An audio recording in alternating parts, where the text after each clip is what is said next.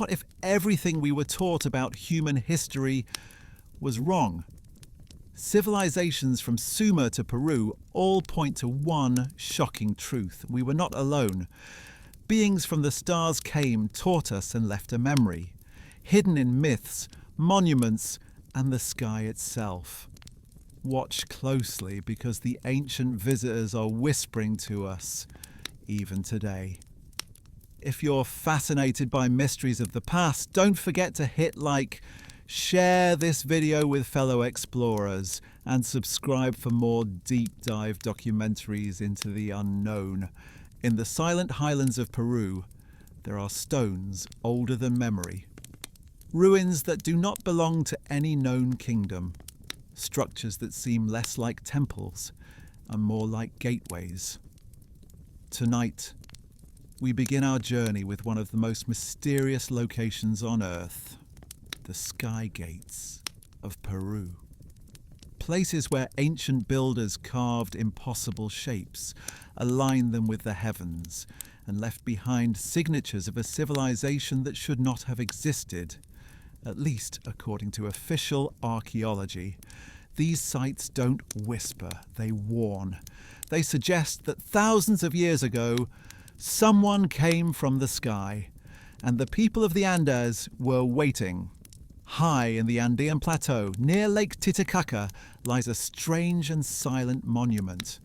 The locals call it Puerta de Hayumarca, the Gate of the Gods. A giant stone doorway, 6 meters tall, carved into a flat cliff face, and behind it, nothing. No chamber, no tunnel, no pathway, just stone.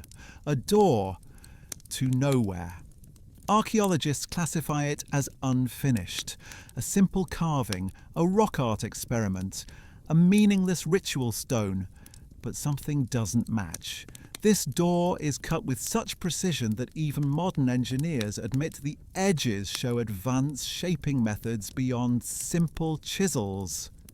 And then, there is the legend. Long before the Spanish arrived, the native Aymara people carried a secret story. A story passed only to the high priests. They said that in ancient times, a tall, bearded stranger came from the sky holding a golden disc. This disc was called the Key of the Gods. According to the legend, he inserted the disc into the small circular depression at the center of the stone gate. And the stone opened. A light brighter than the sun emerged, and the stranger walked through the door, vanishing from this world. The priest believed this gateway connected Earth with the land of the gods, a realm beyond the stars.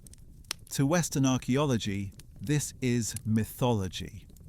But the gate's design hints at something else, because this depression in the center is not symbolic. It is mechanical looking, perfectly round, perfectly shaped, as if designed for a device. And here is what most documentaries never tell you. In 1996, explorers reported mysterious blue flashes of light at the site during a thunderstorm.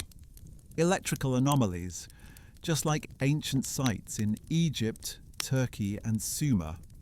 Coincidence? Or something more? Across Peru, the ancient stones share a strange pattern.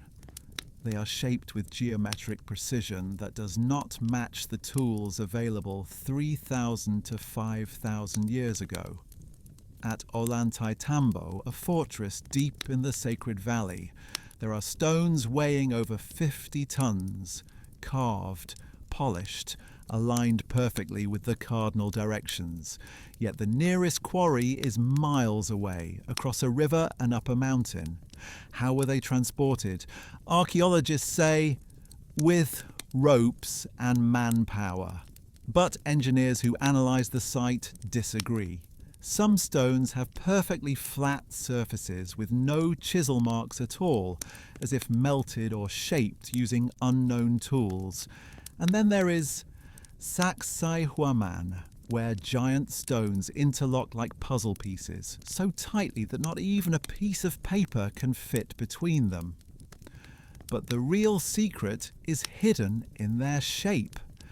Some stones have 12 to 20 interlocking sides. The builders didn't choose simple blocks. They chose complex geometric forms that even modern machines would struggle to replicate. Why? What purpose did this serve? And how does it connect to ancient visitors? The answer begins with the sky. Almost every major ancient Peruvian site has a celestial orientation. But the shocking detail, many sites align specifically with the Pleiades star cluster. The locals call it Kolkor, the storehouse of the gods. Even today, the indigenous Quechua track the Pleiades to determine weather patterns and harvest cycles. But why would ancient builders thousands of years ago align temples and gates with the Pleiades? Why the obsession with the sky? This pattern repeats around the world. Göbekli Tepe, Pleiades Egyptian pyramids, Orion Sumerian temples, Sirius Mayan pyramids, Venus, different cultures, different continents, yet the same message. Look up, as if someone descended from above and told them where to look. Nearly all ancient Andean legends speak of a mysterious being, Viracocha, a god, but not a god of clouds and storms, a god described with human features, tall, bearded, light-skinned, wearing a long robe. And here is the detail that shocks historians. These descriptions were recorded before the arrival of Europeans, decades earlier. So how did indigenous people who had never seen Europeans describe a bearded, robe-wearing, human-like figure? Viracocha was known as the teacher from the sky. He taught agriculture, architecture, astronomy, morality, and laws. Then he walked away across the waters, promising one day to return, just like the legends in Sumer, just like in Egypt, just like in Australia, just like in Polynesia, just like in the Dogon tribe. A pattern, repeated worldwide. A sky being arrives, teaches knowledge beyond their time, leaves and promises to come back. Coincidence or contact? Archaeologists dismiss the Sky Gates as symbolic, mythological, not important, but several facts remain unexplained. 1. Why build a massive stone gateway with no function? No chambers, no temple, no path. Why carve it with precision? 2. Why does the center indent resemble a key mechanism? 3. Why do tribes across Peru agree that sky beings descended here? 4. Why do all Peruvian sacred sites align with the same stars? 5. Why do the oldest stones show techniques more advanced than later Inca stones? Shouldn't technology improve with time, not decline? Several independent researchers, geologists, engineers, astronomers, argue that the Peruvian ruins are far older than mainstream archaeologists claim. Some estimates suggest parts of Sacsayhuaman sections of Ollantaytambo and the Sky Gate structures may date back 12,000 years or more, matching the mysterious dating of Göbekli Tepe. If true, this rewrites history, because Peru's advanced stonework would then belong to a time when humans were thought to be simple hunter-gatherers. So how did they carve stones weighing hundreds of tons with such geometric perfection? What technology was lost? Or was it given to them? Across Peru, symbols of the condor appear repeatedly, a bird that flies closest to the heavens.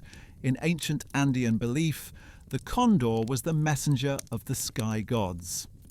At the Nazca Plains, massive, perfectly drawn geoglyphs, visible only from the sky, the condor stretches across the earth like a cosmic signature. Why create art only visible from above? Who was meant to see it? Some researchers suggest these markings were messages, signals, coordinates, as if the Earth itself was trying to speak to someone above. Put the pieces together. A gate shaped like a technological portal. Stonework more precise than modern machines. Legends of sky teachers. Alignments to star systems. Gigantic Earth drawings visible only from above. Ruins older than known civilizations. And one repeating pattern. Every ancient culture claims visitors came from the sky and left a promise to return. Is this coincidence, collective imagination, cultural storytelling, or is it evidence? Evidence that something or someone once walked the earth and changed everything. As the sun sets over Peru's mountains, the Sky Gate stands silent. A doorway cut with impossible precision, a portal without a destination. Or perhaps a destination we no longer understand. Was it a temple? A gateway? A symbol of hope? Or a reminder of a forgotten encounter between humanity and the ones who descended? In the next chapter, we travel to a place older than the pyramids, older than cities, older than agriculture itself, a site that should not exist. But it does. In the rolling hills of southeastern Turkey, centuries before the first cities, before the first kingdoms, before writing, coins, laws, or agriculture, there stood a place impossible for its time. A temple, older than Stonehenge, older than the pyramids, older than every civilization we know. Its name is Göbekli Tepe. And according to official archaeology, it simply should not exist. Tonight, we enter the oldest temple on Earth, a place built before history, before human knowledge, before the world was ready for it. A place many researchers believe was not built by us, but for us. For decades, Göbekli Tepe lay hidden beneath a hill that villagers called the Potbelly Hill. Farmers believed it was just a natural mound until 1994. A German archaeologist, Klaus Schmidt, noticed something strange. Carved stone fragments, regular shapes, ancient tools. He began digging, and what he uncovered changed archaeology forever. He found massive stone pillars, 5 to 7 meters tall, carved animals, celestial symbols, and humanoid figures, circular temples with perfect engineering. Then came the shock. Radiocarbon dating revealed the age, 11,600 years old. This means Göbekli Tepe was built in 9,600 BCE, more than 7,000 years older than the pyramids. Yet its builders created artwork, astronomy, engineering, and stonework that should have been impossible. Why? Because according to textbooks, humans at that time were hunter-gatherers, nomadic, without cities, without farming, without stone-cutting tools, without architecture. So how did they build a temple that even modern engineers admire? Archaeology had no answer, but the evidence kept growing. At the center of Göbekli Tepe lie the mysterious T-shaped monoliths, some weigh up to 20 tons. But the shape is strange. They're not just pillars, they resemble stylized human beings. Broad shoulders, long arms carved down the sides, hands folded in front, belts and animal skins carved around the waist. These pillars are not gods of nature, not spirits, not animals. They are beings, human-like, tall, imposing. Researchers believe these represent ancient visitors, or forgotten ancestors, or beings who taught early humans. Because here is the detail archaeology avoids. Hunter-gatherers were not sculptors. They did not carve 20-ton stone figures. They did not create monumental temples. They did not organize hundreds of people to move massive stones. Yet the builders of Göbekli Tepe did, and they did it thousands of years before humans discovered farming. So who taught them? Göbekli Tepe is covered in carvings of foxes, vultures, snakes, scorpions, boars, lions, abstract geometric shapes, and strange celestial symbols. Researchers from Edinburgh University discovered something shocking. The pillars align with the night sky, specifically the constellation Sagittarius, around the year 10,950 BCE. This is the same date many astronomers associate with a massive cosmic event, possibly a meteor strike or a global catastrophe that ended the last ice age. Was Göbekli Tepe built to honor something from the sky? Or was it a warning, a message, a memory? Some researchers believe the carvings tell the story of a celestial event witnessed by ancient humans, or by someone else entirely. One pillar contains the most mysterious carving of all. Archaeologists call it Pillar 43, or the Vulture Stone. It shows a vulture holding a sphere, the Scorpio constellation, a bending figure and strange geometric symbols. Astronomers decoded the arrangement and realized it is a star map, a coded record of the sky from almost 12,000 years ago. How could hunter-gatherers create a star map? They were not astronomers. They had no observatories, no writing, no mathematics. This is the moment many researchers began to whisper, this site does not match the people who supposedly lived here. Something is wrong. The stone tablets at Göbekli Tepe show understanding of the sky more advanced than many ancient civilizations thousands of years later. So where did this knowledge come from? The official explanation is simple. Hunter-gatherers built it, but there is a list of contradictions. 1. Hunter-gatherers never built temples. They lived in small mobile groups. 2. Hunter-gatherers had no reason for monumental architecture. 3. Göbekli Tepe required thousands of workers. Hunter-gatherers didn't live in such large communities. 4. Stone carving tools from that period were extremely primitive, but these stones are carved with mathematical precision. 5. The site contains animal symbols not local to the region, meaning knowledge was brought from outside. 6. There is no sign of daily life at the site. No homes, no cooking areas, no trash pits. So what was this place? A temple, a memory center, a meeting point, or something else entirely? Something built by a group with knowledge far ahead of its time. One of the strangest facts about Göbekli Tepe is how it was found. It was not destroyed by invaders, not swallowed by the earth, not abandoned by nature. It was buried deliberately. Tons of soil and rubble were packed around the pillars. This raises the biggest question. Who buried it and why? Researchers propose 3 theories. Theory 1, protection. They buried it to protect it from a coming catastrophe. Theory 2, forbidden knowledge. It was sealed by a later civilization who feared the site's power or meaning. Theory 3, end of a golden age. The beings who built it left, and their knowledge vanished. But think about this.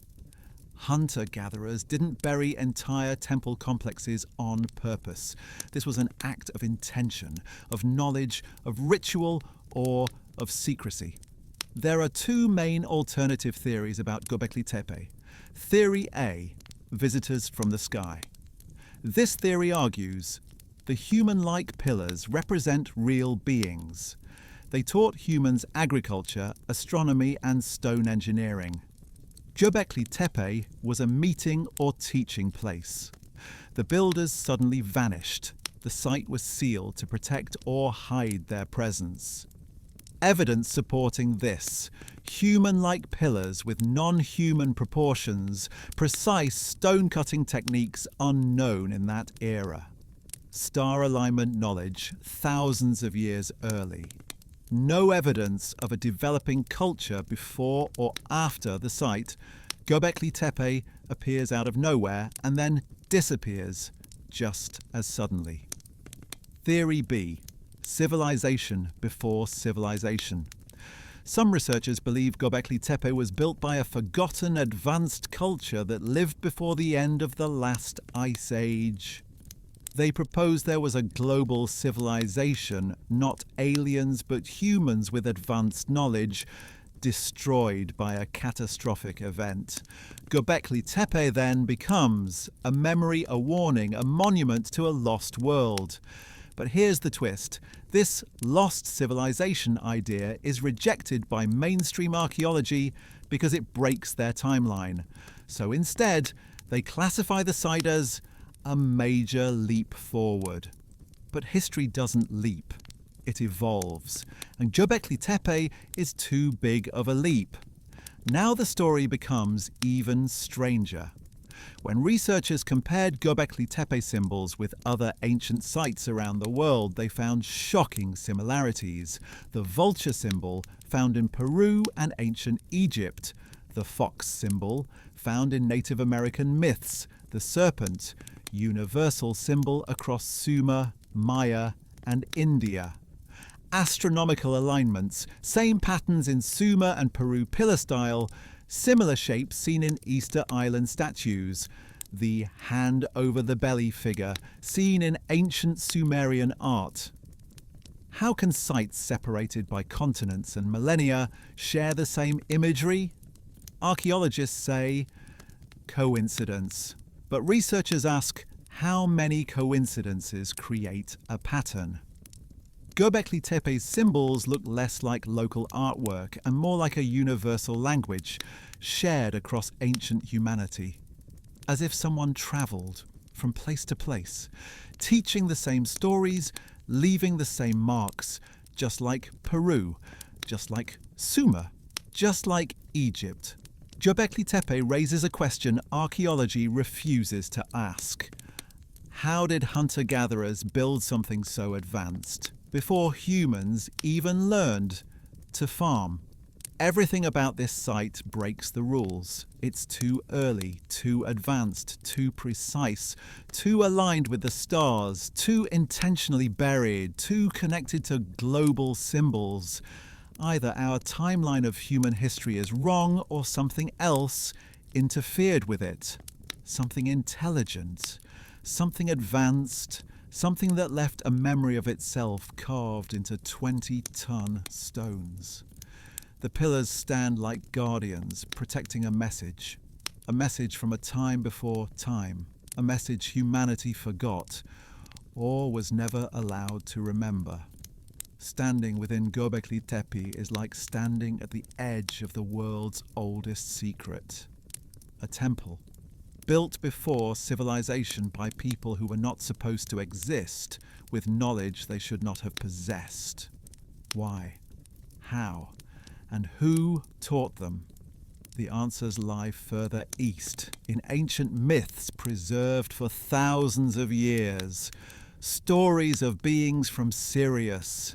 Stories told by tribes who claim knowledge no one should have had.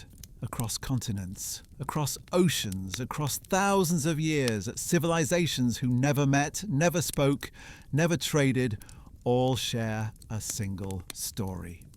A story of beings who came from the sky. Not from the sun, not from the moon, but from a distant star, one of the brightest in the night sky. A star known today as Sirius.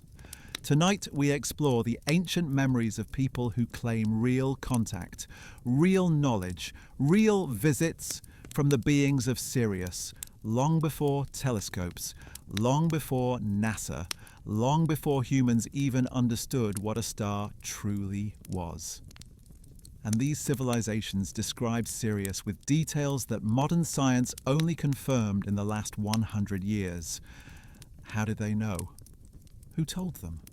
And why does this same star appear in ancient Egypt, Sumer, Persia, Dogon Africa, Greece, and even pre-Inca myths? This is the chapter archaeologists never want to answer, because Sirius is not just a star. To the ancient world, it was a doorway. Our journey begins in Mali, West Africa, with a tribe called the Dogon. They are one of the oldest ethnic groups in Africa, preserving oral traditions with near-perfect accuracy. Their stories claim something impossible. Visitors came from the Sirius system. They descended to Earth in a spinning metallic arc. They taught the Dogon astronomy, agriculture, and mathematics. At first glance, it seems like a myth. But everything changes when we examine what the Dogon knew centuries before telescopes. They knew Sirius was a binary system. Modern science confirmed this in 1862, but the Dogon had known for thousands of years. They said Sirius has a tiny, invisible companion star.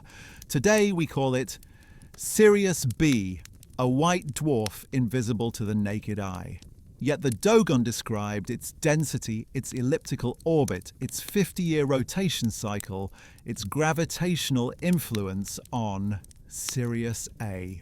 All of this is advanced astrophysics. How could a tribal society without writing or technology know this? When French anthropologists Marcel Gréault and Germaine Dieterlen documented this knowledge in the 1930s, the scientific world refused to believe it. They accused the researchers of being misled, fooled, or deceived. But astronomers checked the Dogon data, and it matched reality perfectly. So how did the Dogon know about Sirius B before any telescope could detect it? Their answer is simple. The Nommo taught us. According to the Dogon, the visitors were called the Nommo. They were described as tall, shining, luminous, half-human, half-aquatic beings of great knowledge. But the physical description is not the most shocking part. The Dogon say, the Nommo descended in a great spinning craft that roared like thunder. They came from the star Sirius, specifically from Sirius B. They arrived in the far distant past when the world was young. They taught the Dogon astronomy, how to understand the sky, the structure of the universe, agriculture, healing the beginning of humanity. This echoes stories worldwide. Ancient Egypt's star beings, Sumer's Anunnaki who descended, Mesoamerica's feathered visitors, Greece's luminous teachers, different continents, same theme. But here is the part that unsettles archaeologists. The Dogon also knew about a third star, Sirius C, long before scientists proposed its existence.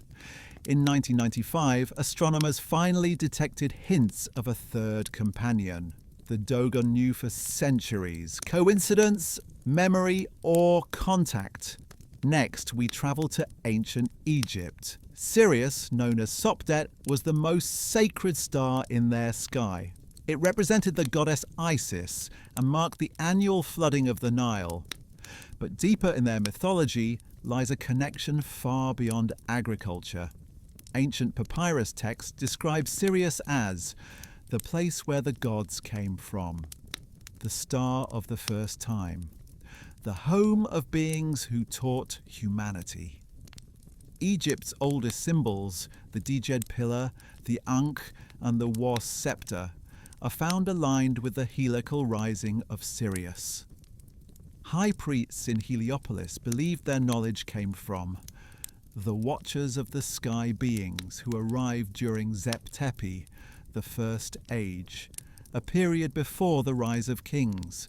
Egyptologists dismiss Zep Tepi as myth. But what if it's a memory? A memory preserved through rituals, through temples, through stone, through gods who were not gods but teachers. Because as we saw in Göbekli Tepe, knowledge in the ancient world appeared suddenly. Not slowly, not gradually, but in an explosion of intelligence, almost as if someone delivered it. Greek legends speak of beings from Sirius who brought laws and order. The philosopher Porphyry, in his ancient texts, wrote, "The souls of the wise return to Sirius." The Orphic hymns describe the star as the place of pure spirits. The Pythagoreans, followers of Pythagoras, believed that Misra, the sacred fire of Sirius, was a gateway between worlds. Even the famous Delphi traditions included star lore linked to Sirius. Again, we see a pattern. Africa, Egypt, Greece, Middle East, Turkic tribes, indigenous America, all pointing to the same star. Why, in the Andes, pre-Inca cultures aligned temples with Sirius. In Mesoamerica, the Maya linked Sirius to Quetzalcoatl, the serpent teacher. In the Amazon, tribes still perform rituals dedicated to the star of origin, Sirius. And thousands of kilometres away, Aboriginal Australians have preserved stories for over 40,000 years about sky beings from the bright dog star. 4 continents, 4 isolated cultures, 1 star. This is not coincidence. It is continuity. It is memory. Modern astronomy tells us Sirius A is 8.6 light-years away. Sirius B is a dense white dwarf invisible without modern equipment. Its orbit cycle is exactly what the Dugon described. There may be a 3rd star, Sirius C. Sirius is much older than our Sun. It emits high-energy radiation, once considered sacred fire.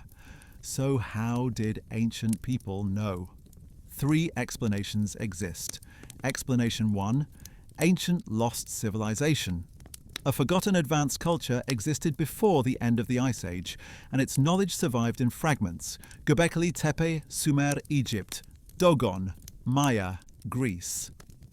This civilization may have mapped the Sirius system. Explanation 2, direct contact. Ancient people recorded what they saw, beings who came from the sky from Sirius in metallic spinning craft, bringing knowledge and order. Every culture describes bright beings descending, light powerful teachers, cosmic origin stories. Is it metaphor or memory? Explanation 3. Collective myth. Archaeologists claim all cultures just invented similar stories. But here's the problem. Hunter-gatherers do not create detailed astrophysics of binary star systems. They do not describe the density of white dwarfs. They do not know orbital mechanics. They do not know invisible stars exist. Yet the Dogon did. So did Egypt. So did India. So did Greece. Science calls it impossible. History calls it ancient knowledge. Researchers call it contact memory. Many ancient people believed that Sirius was not just a star, but a signal, a marker, a memory, a return point. The Dogon say the Nommo promised to come back when Sirius rises in a new age. Egyptians believed the gods would return when Sirius aligned with Orion. Ancient Greeks called Sirius the guiding flame of the Watchers. Different cultures, same prophecy. Here is the most important part. The Sumerians also spoke of beings who descended from the sky. Their name? Anunna, those who came from the stars. And in Sumerian star maps, Sirius appears frequently, often associated with the goddess Ninmah and beings of great brightness. But the Sumerians did something no one else did. They drew star charts showing beings descending from a star cluster and giving humans tools, knowledge, writing, and kingship. This aligns perfectly with Dogon Nommo Egyptian, Zep Tepi Greek watchers, Amazonian sky teachers, Australian spirit visitors, pre-Inca star gods. It is not one story. It is one memory told in many languages. A memory of arrival, a memory of visitors, from Sirius, from Africa to Egypt, From Greece to the Americas, from Sumer to prehistory, the star Sirius has been the brightest light in the ancient sky. Not just astronomically, but spiritually, culturally, and historically. The question is no longer, why did ancient people worship Sirius? The real question is, what or who came from there, and why did they choose Earth? To answer that, we now travel to the cradle of civilization, the land of the first writing, the first kings, and the earliest stories of beings who descended from the heavens. In the southern plains of modern-day Iraq, between the Tigris and Euphrates, lies the world's first civilization. Sumer. Cities rose from marshlands, temples towered above mud-brick streets. Kings claimed authority. Cuneiform writing appeared. Mathematics, astronomy, irrigation, and law all developed simultaneously. It is called the cradle of civilization, but behind the monuments, the tablets, and the kings lies a secret history that archaeologists rarely speak aloud. A history of beings who descended from the heavens. The Sumerians called them the Anunnaki, those who from the sky came. Thousands of clay tablets survive from ancient Sumer. Many were discovered in the 19th and 20th centuries. They describe a race of beings, tall, immortal, and powerful, who arrived in flying ships from the sky. According to these tablets, the Anunnaki came from Nibiru, a distant planet or celestial body. They taught humans how to farm, mine, and build cities. They created the first kings to govern civilization. They interacted directly with humans, sometimes as gods, sometimes as teachers. Modern scholars often dismiss these stories as mythology, but a closer look reveals staggering details. The Sumerians recorded astronomical knowledge with incredible precision. They knew about Venus, Jupiter, Saturn, and Mercury's movements. They tracked lunar cycles and eclipses centuries in advance. They divided the day into 12 hours and the circle into 360 degrees. A legacy we still use today. Where did this knowledge come from? The Anunnaki claimed it was taught, not discovered. And there's more. Some tablets, such as the famous Enuma Elish, describe an ancient conflict in the heavens between the Anunnaki and rebellious celestial beings, hinting at an advanced intelligence far beyond Earth. The Sumerian word Anunnaki literally means those who from heaven to earth came. These beings were described as tall and humanoid radiant, sometimes with crowns or helmets, powerful and immortal, skilled in science, astronomy, and technology.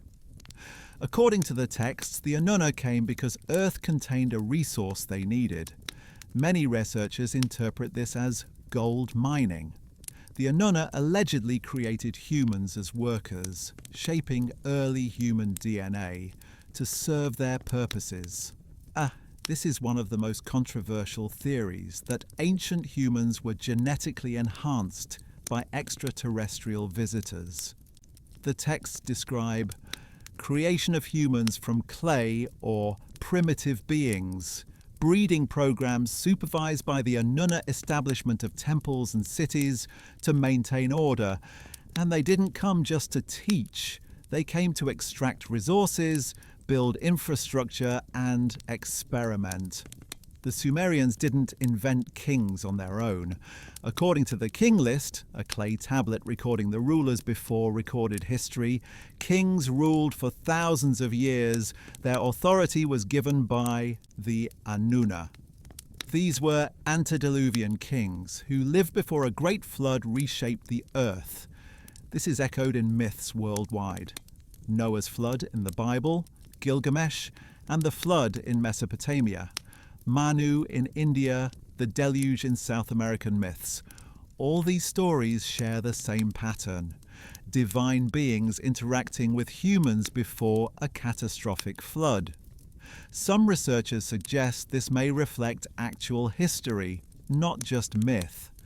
And in every version, the common thread is: the gods were not supernatural, they were highly advanced visitors. They taught, guided, and sometimes interfered with humanity. Their tools and knowledge were far beyond what humans could achieve alone. The texts describe objects we would call spacecraft, flying chariots, or machines of the gods.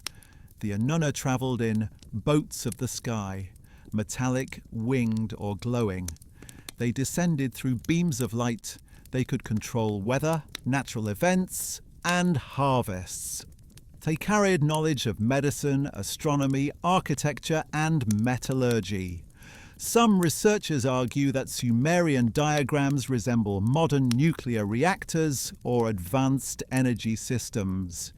Even the famous ziggurat temples may not have been just religious centers, but landing pads, observatories, or energy collectors.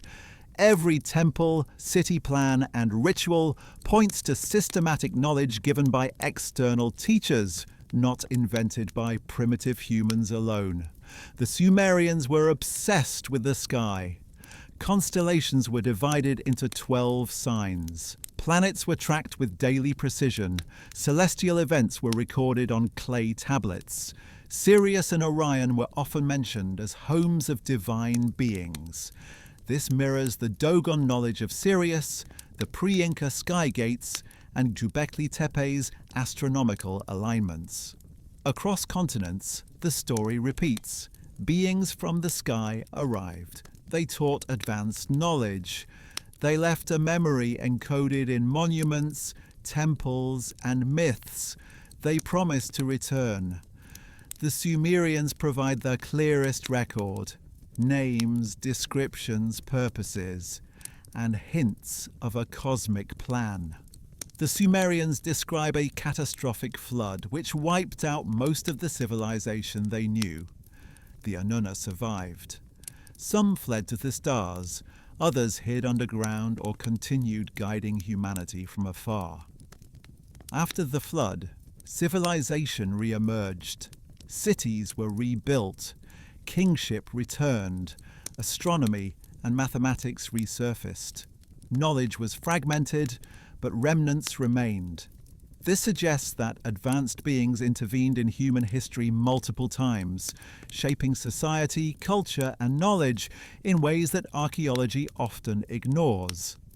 Mainstream historians often claim Anunnaki myths are just stories, but independent researchers highlight artifacts showing advanced metallurgy and gold processing, mathematical precision in ziggurats and temples, astronomical charts predating known observation technology, genetic anomalies in ancient remains, suggesting selective breeding oral traditions preserved for thousands of years, connecting sky visitors to human progress. When you piece these together, it becomes hard to argue it is all imagination. Instead, it paints a picture. Visitors arrived from the stars, taught humans, left a memory in our myths. Notice the pattern. Peru, Sky Gates, condor symbols, advanced stonework, Göbekli Tepe, 11,600-year-old temples, star alignments. Dogon, Sirius knowledge, Nommo visitors. Egypt, Zep Tepi, gods from the sky. Greece, star guiding watchers. Sumer, Anunnaki, ziggurats, cosmic teachers, all pointing to advanced beings who intervened in human history. All pointing to a cosmic origin, all pointing to the promise of return. These are not coincidences. This is a hidden history documented by ancient witnesses. And yet, archaeologists often ignore, dismiss, or conceal these truths. The most unsettling question is simple. If advanced beings visited humanity thousands of years ago, if they taught agriculture, architecture, astronomy, and governance, if their presence is recorded worldwide, Why does mainstream history act as though it never happened? The answer may be fear, dogma, or a deliberate suppression of knowledge, because acknowledging it would rewrite the story of humanity. Humans were not alone. Knowledge may have been given, not invented. Our past may be older, deeper, and more mysterious than textbooks allow. The Anunnaki tablets whisper this truth across millennia, waiting for those willing to listen. In Sumer, the sky people walked among humans. They taught, they guided, they shaped civilization. They departed, leaving behind kings, temples, writing, and memory. The pattern is clear. Sky visitors. Knowledge-gifted memory preserved a promise of return. In our final chapter, we examine the real evidence of a universal memory, the whisper of the ancient sky, and how every civilization from Peru to Sumer may be connected by beings who once came from the heavens.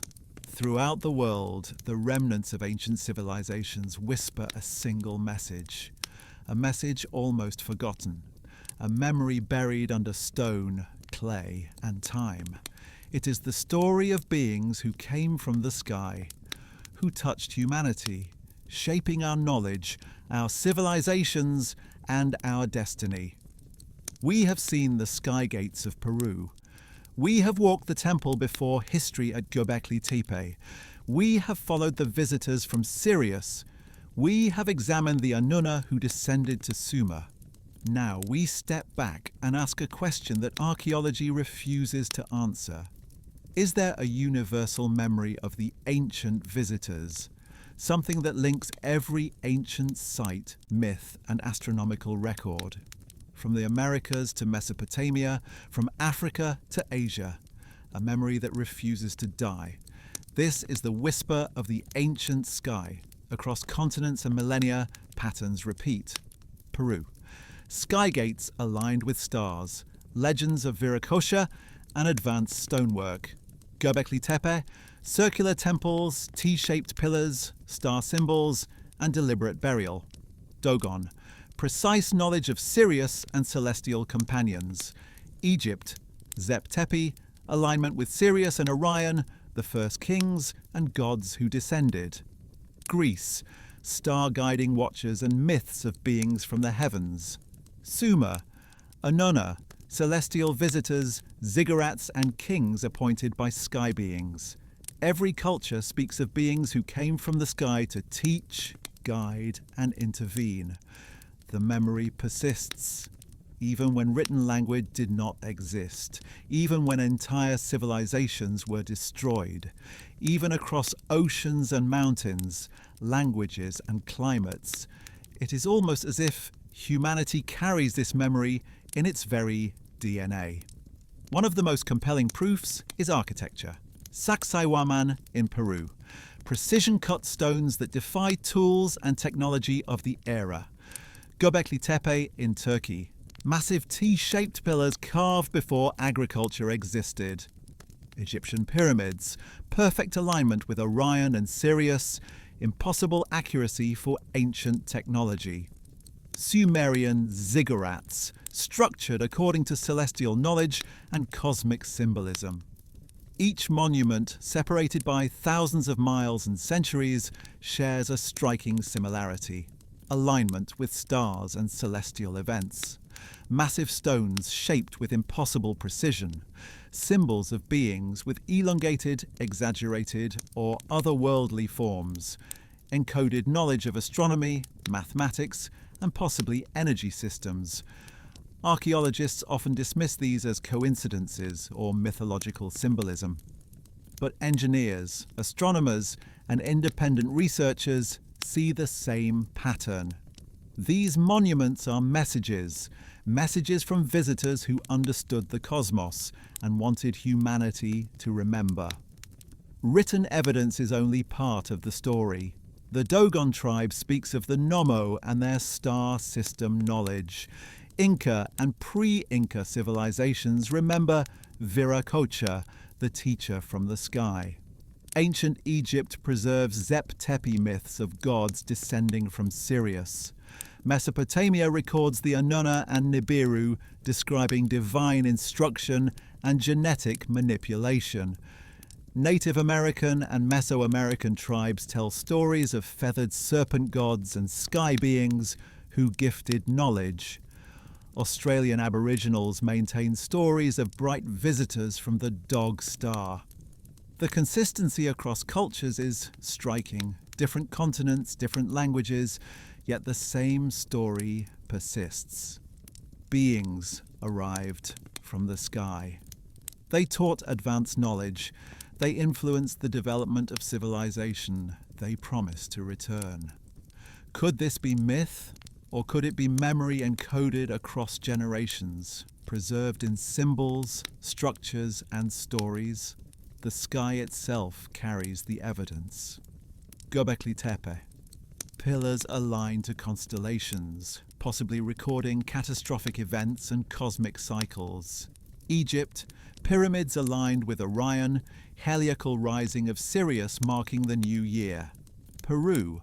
Temples aligned with Pleiades and other star clusters. Sumer. Ziggurats and tablets recording Venus, Jupiter, and Sirius movements. Across continents, ancient people mapped the stars with astonishing accuracy, long before telescopes or modern astronomy.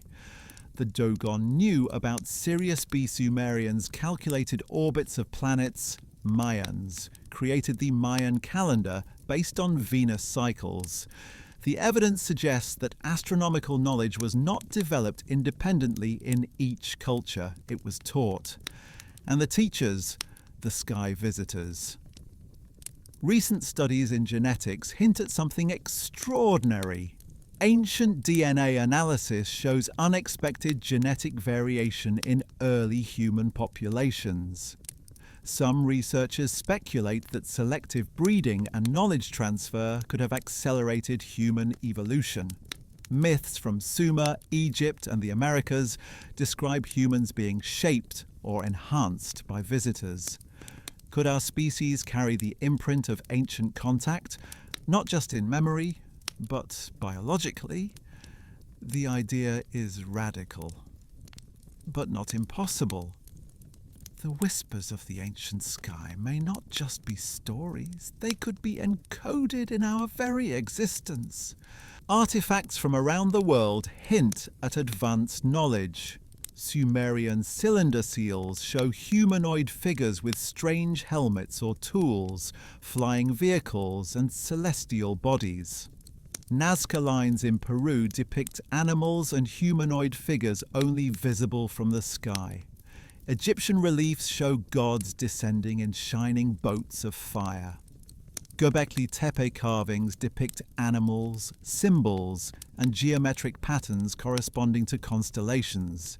In each case, there is an encoded message, knowledge meant to survive time, a universal signature that repeats across civilizations. This is the whisper that still calls to us today. Across continents, the message includes a promise. The Dogon claim the Nommo will return from Sirius. Pre-Inca myths speak of Viracocha returning to the sky. Sumerians describe the Anunnaki returning when Nibiru appears again. Egyptian texts talk about the gods returning from the stars in the Zep Tepe era. A global prophecy, a cosmic memory, a warning and a promise encoded in stone, legend, and stars. It suggests that the visitors were not just teachers or observers. They were watchers, monitoring humanity and leaving a plan for the future. And maybe they are still watching. Mainstream history and archaeology rarely acknowledge these patterns. Sites are dismissed as mythological. Tablets are classified as stories. Artifacts are explained as coincidence. Yet, independent researchers, astronomers, and engineers see the same repeating story. Sky visitors arrived. They taught humanity. They left evidence, monuments, myths, and knowledge. Their memory survives worldwide. The question is no longer whether they existed. The question is why their story has been hidden or forgotten, and what it means for us today. From the Andes to Sumer, from Egypt to West Africa, from Turkey to Mesoamerica, memory persists. Stones whisper of precision engineering, myths speak of teachers from the stars, artifacts encode knowledge beyond their time. The sky itself carries a map. This is not legend, this is not imagination, this is a universal memory. The whispers of the ancient sky remind us humanity is not alone in its story. We were guided, we were taught, we were watched, and the echoes remain in the stars, in our monuments, and in ourselves. The ancient visitors left a trail, hidden yet persistent.